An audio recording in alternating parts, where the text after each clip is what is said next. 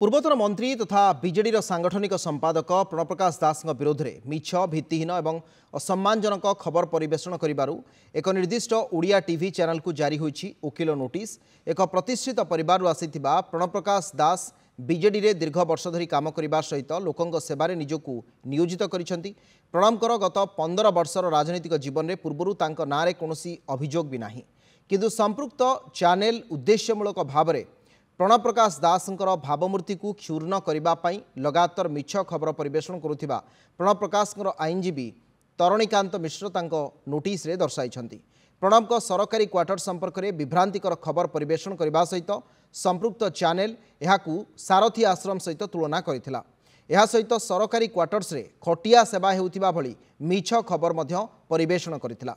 एपरिकी quarters को रंगशाला एवं मधुशाला भाव में चित्रित करी साधारण रे प्रणवकर भावमूर्ति क्षुर्ण करने उद्यम करा जायथिबा नोटिस रे कहा जायछि। संपृक्त चैनल रे एभली मिछ खबर द्वारा उद्देश्यमूलक भाव में प्रणवकर चरित्र संहार करने उद्यम करा जायछि। ए सबु खबर परिवेषण द्वारा प्रणवकर सम्मानहानि होइथिबारु संपृक्त चैनल द्वारा परिवेशित खबर को मिछ बोली स्वीकार करने नोटिस रे दर्शा जायछि। संपृक्त चैनल कर्तृपक्ष प्रणव को निसर्त क्षमा प्रार्थना करने सहित एभली खबर परिवेषण निवृत्त रहिबा को कहा जायछि। नोटिस 15 दिन मध्य पदक्षेप ननेले चैनल विरोध में प्रणव प्रकाश मानहानि मकद्दमा करने को बाध्य हेबे बोली नोटिस रे दर्शा जायछि।